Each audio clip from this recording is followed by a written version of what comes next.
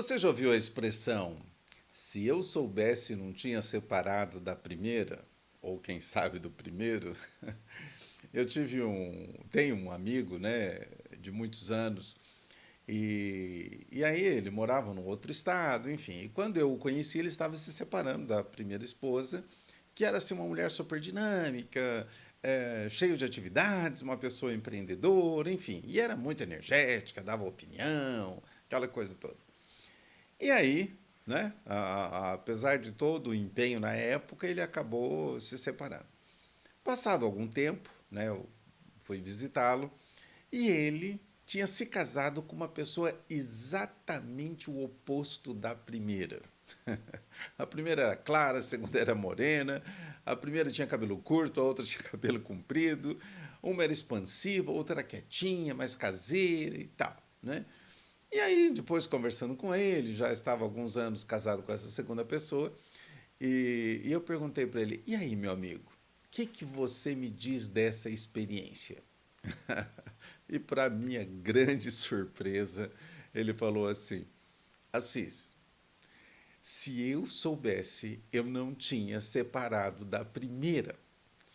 E aquilo para mim foi uma surpresa assim muito grande, porque ele não conseguiu ficar casado com a primeira e se casou com o oposto na segunda. E mesmo assim não estava feliz, né?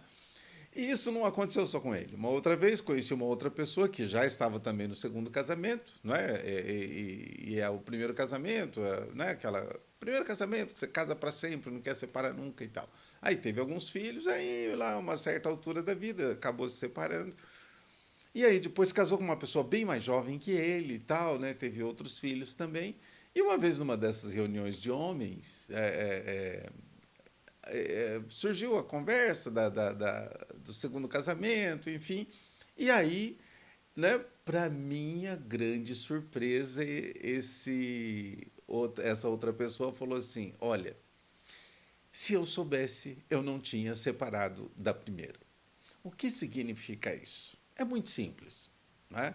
A nossa tendência é imaginar que o problema sempre é do outro, tá?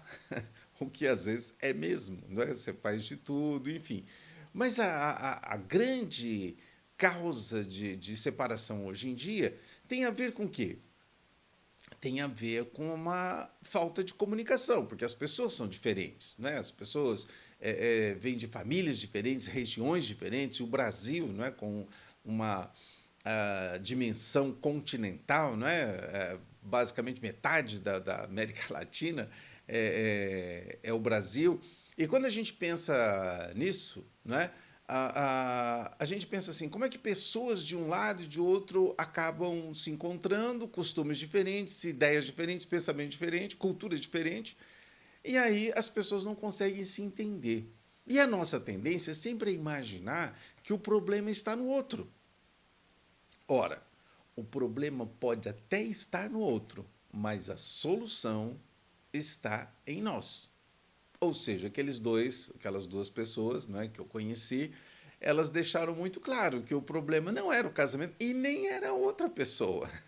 Ela própria, não é, acabou criando essa situação difícil em que ela não conseguiu conviver. E quando ela pensou que mudando de parceiro ia resolver, também não resolveu. Tá? Claro, há pessoas que realmente não tem como conviver, né? Sabe aquela história? É fácil viver comigo, é só fazer o que eu quero. Então as pessoas acabam entrando num processo de anulação muito grande, até porque muitas das vezes, na hora de se comunicar, a gente não está aberto para receber também o outro lado, né? Então eu só quero falar, eu só quero exigir, eu penso que só eu tenho razão, e na verdade não é assim. Né? Toda relação implica numa troca. Tá? A pessoa fala assim: eu não tenho problema com meu filho, eu tenho problema com meu marido. Não é? Eu não tenho problema com meu filho, eu tenho problema com a minha esposa. Na realidade, o filho normalmente ele suga muito mais da gente do que o parceiro. Tá? Só que com o filho, a gente às vezes carrega problema de culpa com esse filho. Ai, não gastei o tempo que eu devia gastar com esse meu filho precisava de ter gastado. Então a pessoa começa a se colocar numa situação de culpa e acha que o filho, então, você pode ter mais paciência, você releva mais as coisas, tenta agradar mais esse filho, tá? E aí você não leva em conta que aquele filho tem obrigação com você. E às vezes o filho até acaba abusando. Mas na relação com o cônjuge ou com o companheiro, companheira, o que acontece? A pessoa, não é, exige e às vezes não quer ceder, tá? Então, a primeira dica importante a respeito disso, que nem é uma dica, é uma lei, né? É uma lei universal, tá? Do jeito que você gostaria de ser tratado, trate a outra pessoa também, é claro. O filho, por exemplo, ele exige o tempo todo, desde que nasce, né, totalmente dependente, ele não te retribui. Tá? Às vezes, quando o filho demonstra algum tipo de carinho, você já fica feliz. No relacionamento, as pessoas fazem o quê? Tem determinado tipo de comportamento onde se exige muito. E o que é muito grave no segundo, terceiro, quarto relacionamento que seja, é que você leva as suas insatisfações do primeiro e inconscientemente culpa o segundo relacionamento como se ele tivesse culpa do primeiro. Isso acontece sem a gente perceber. Não é que a pessoa faz isso porque quer. Acaba acontecendo. Tá? E se eu não me conscientizo disso, eu acabo estragando também o segundo relacionamento. Mas muito das nossas dificuldades é que nós estamos fazendo o quê? Nós estamos trazendo os problemas do novo relacionamento, trazendo para o segundo. E aí a gente acha que aquela outra pessoa, né, que trata a gente bem, com carinho, na época do namoro, claro, aí casa, você vê que as necessidades são as mesmas. E aqui tem uma questão muito séria, né, que a gente vai até falar isso num próximo vídeo. As relações culturais entre o homem e a mulher. A mulher evoluiu, mas o homem ainda precisa receber informação. E como eu digo sempre, por que é que o homem não sabe às vezes tratar a mulher? Porque ele foi criado por uma mulher. Pensa comigo. Ele foi criado por uma mulher e essa mulher não ensinou este homem a tratar a mulher. Muitas vezes o problema está exatamente aí. Né? Ele acaba recebendo, recebendo, recebendo, né? E ele não sabe, às vezes, retribuir. Mas não importa se você é homem ou se você é mulher, nós precisamos entender que a única pessoa que pode mudar sou eu. Eu não tenho poder para mudar o outro.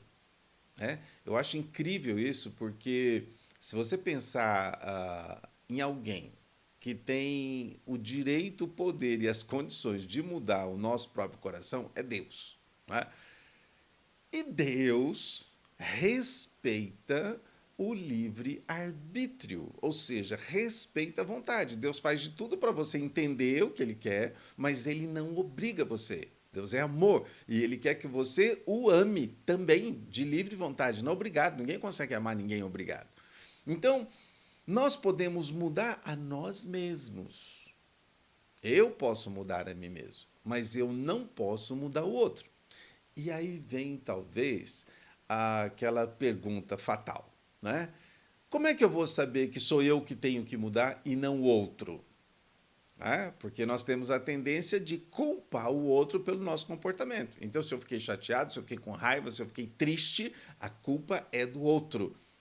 E isso tem a ver com a nossa alfabetização emocional. O que é isso? A maneira como nós fomos ensinados desde a infância a nos emocionar. Então aí você pertence a uma família, a um pai, uma mãe, que chega para o filho e diz assim, olha para o filho e diz assim, você me deixou muito triste. Olha a armadilha terrível que você causa no filho. Né? Você chega para o filho e joga sobre ele a responsabilidade de que ele é que fez você ficar triste.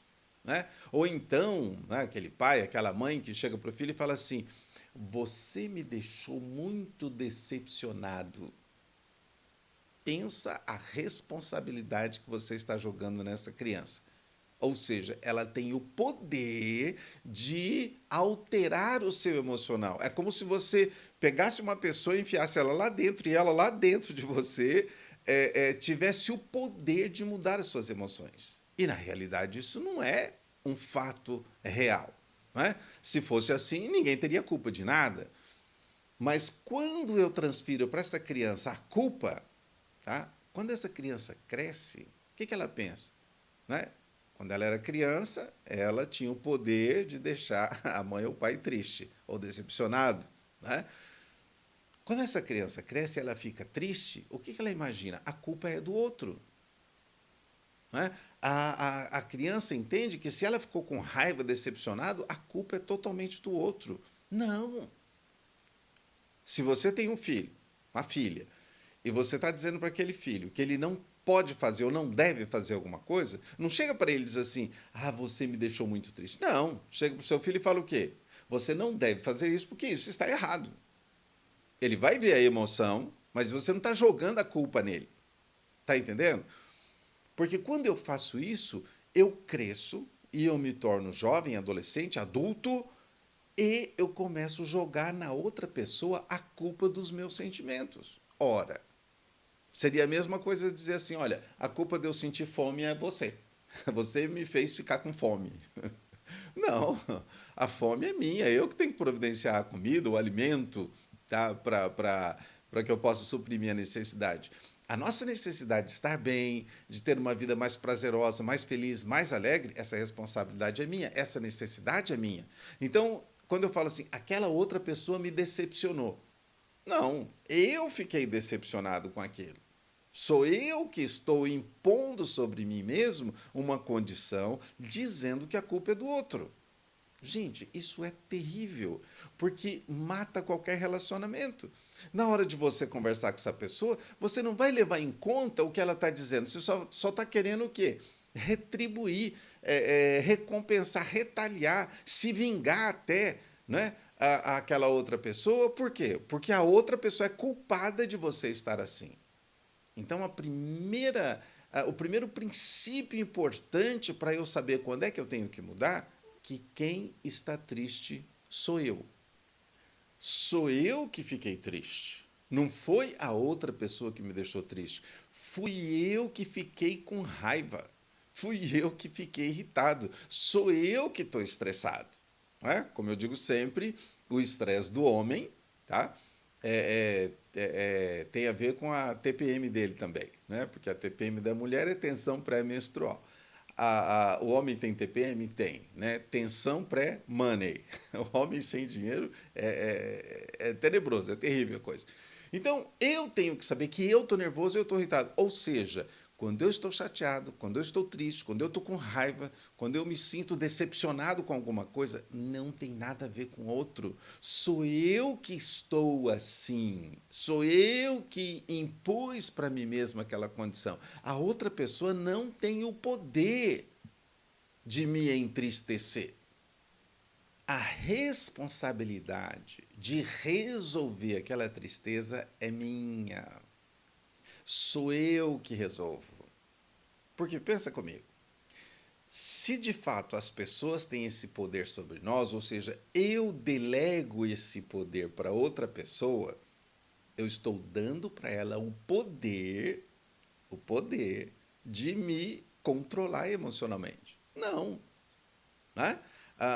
O próprio Cristo disse que era para eu amar o inimigo. O que ele está dizendo? Não importa o que o inimigo faça com você, o poder de decidir amar ou não é meu. Ah, mas isso não é fácil. Ninguém disse que é fácil. Mas ele está dizendo o quê? Que eu não posso depender do meu inimigo para ficar feliz. Não é? Se eu for depender do meu inimigo para ficar feliz, eu estou lascado, porque o meu inimigo não vai fazer nada para eu ficar feliz. Tá? Então, nós temos que saber que o poder da transformação é nosso. Então, aí vem o primeiro problema. Importantíssimo que eu posso resolver, quando eu entendo que o problema está em mim. Eu é que resolvo o meu problema. Seja irritação, seja raiva, seja tristeza. Por quê? Tudo depende de como eu vejo aquela situação. Tá? É aquela história, né? Um dia uma cliente minha ela tinha que levar uma encomenda do comércio dela para uma pessoa. E aí ela foi ver o Uber, né? E o Uber, assim, estava um valor absurdo, tá? No conceito dela. A mercadoria custa lá, vamos dizer, 150 e o Uber queria cobrar em torno de R$ 50, tá? Ela falou, não, eu vou ganhar esse dinheiro. Mas era a hora do rush, era a hora da tarde, aquela hora que tem muito movimento, e ela então saiu rápido, pegou o carro dela para levar a encomenda para o cliente. No meio do caminho, bateu o carro. Olha só. Alguém veio, bateu nela, ela bateu no carro da frente, enfim, perdeu o dia, acabou tendo um prejuízo, mesmo que o seguro pagasse tudo, ia ficar sem carro, enfim, aquele constrangimento todo. Ou seja, aquela atitude de pensar que R$ 50 era muito caro ficou barato. Se ela tivesse condições de prever o acidente, ela falou, não, pode, pode ser R$ 60, R$ 70, eu vou pagar por quê? Eu vou ter menos prejuízo. Então, muitas das coisas que nos acontecem, a gente compara com coisas que às vezes não têm uma realidade. E eu sempre digo, a situação sempre é um aviso, é um aprendizado que a gente tem. Então, se aquela pessoa está você ficou triste com aquela pessoa aparentemente te entristeceu, é você que consegue mudar a atitude do seu coração. Você não pode esperar pelo outro. Então eu tenho que rever a minha maneira de olhar aquela situação. Tá? Sou eu que transformo a atitude do meu coração. E aí você vai perguntar assim, doutora Cis, como é que eu vou mudar uma tristeza se foi a outra pessoa que me deixou triste? Vamos lá. A situação fez com que você se entristecesse. Toda tristeza, toda raiva, toda irritação, todo sentimento ruim significa que nós estamos vendo algo como prejudicial. Seja pela falta de reciprocidade, pela falta de gratidão, enfim, a gente espera, tem uma expectativa boa e, na verdade, a expectativa não é tão boa. Tudo nessa vida depende da forma como eu refaço, reinterpreto, reavalio aquela situação. Pensa você naquele, né, amigo lá do começo do vídeo que ele falou, né, se eu soubesse, eu não tinha separado da primeira. Tá? Ou seja, ele viu, né, no segundo relacionamento que, na verdade, o primeiro relacionamento não tinha nada de errado, era uma questão de administrar a situação. Tá? No mesma coisa, nesse segundo, terceiro, quarto, quinto, sexto, 10º relacionamento que você tiver, você precisa entender que, primeiro, claro, se você fez uma escolha errada, não é que o relacionamento deu errado. Já começou errado, não tinha como. Tá? É você tentar matar a sede com água salgada. Ninguém bebe água do mar para matar a sede. Por quê? Porque é salgado. Então, pessoal, essa água aqui não presta. Não, a água do mar é salgada. Pode servir para outra coisa, mas não para matar a sede. Quando você começa um relacionamento errado, não é que você fala assim, deu errado. Não, já começou errado. Se começou errado, não tem jeito, dá certo. Tá? A pessoa, às vezes, tem hábitos, tem situações que você já entrou sabendo que aquilo não ia funcionar. Então, foi só uma questão de se arrastar. Você no começo pensa assim, mas a pessoa vai mudar. Não, se aquilo não é do seu interesse, do seu agrado, já começou errado, esquece, para por aí. Começou um relacionamento e você fica pensando assim, eu não vejo a hora dessa pessoa mudar. Para, não vai mudar. Você está tentando fazer a pessoa mudar, não vai mudar. Por que não vai mudar? Porque ela já tem um comportamento que você não quer para você. Como eu digo, às vezes é a questão de religião, às vezes é a questão de um vício, a questão de um hábito, não importa o que seja. Tá? Um tipo da maneira conviver ou se ver na situação já está errado, então não vai funcionar. Agora, você está num relacionamento. Então você precisa o quê? Entender que as suas emoções são responsabilidade sua. É você que pode transformar isso, a maneira que você vai ver.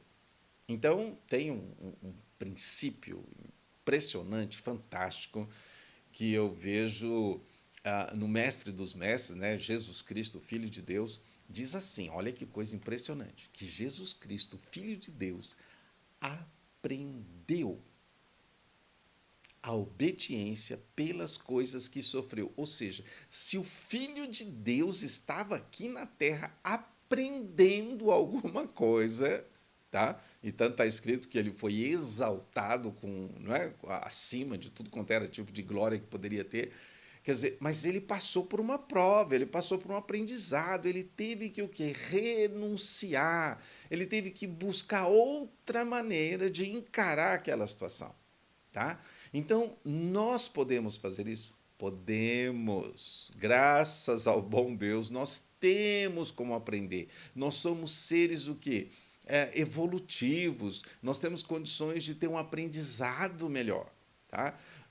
Na vida, né? É como às vezes você está numa cidade diferente que você nunca entrou e quando você de repente entra numa rua e todo mundo está vindo no sentido contrário. Você fala, nossa, todo mundo aqui está errado. Aí o policial para você e diz assim, amigo, você está na contramão, tá? Vai levar uma multa porque você está na contramão.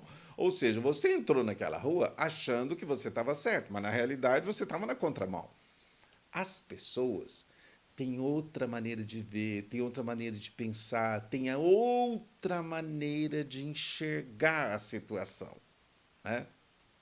Me lembro de um caso muito interessante que era um senhor, né, que estava prestando um concurso e os dias e os horários dele eram muito apertados, né? E ele falou, doutor Assis, eu quero que você me ajude aí, que eu quero me programar, né, melhorar a minha memória, minha programação para fazer esse concurso. E foi muito interessante, porque ele tinha assim, um horário das 6 da manhã às 10 da noite, né? Daí eu cheguei para ele, a gente distribuiu os horários, e aí no meio lá daquela maratona toda, eu falei assim: qual o horário da sua esposa na semana? Ele virou para mim e falou assim: como assim o horário da minha esposa? Eu falei: a hora que você dedica especialmente para sua esposa. Ele falou: mas por que eu preciso disso? Eu falei: com esse horário, do jeito que é, e você com os filhos que tem, se você não dedicar um tempo para a sua esposa, você não vai conseguir cumprir esse horário. Ela vai ficar irritada, ela vai ficar chateada também, né? Não vai te ajudar com relação aos filhos e aí vai dar problema. Então você precisa ter um horário de dedicação exclusiva para ela. Aí ele virou para mim e falou assim: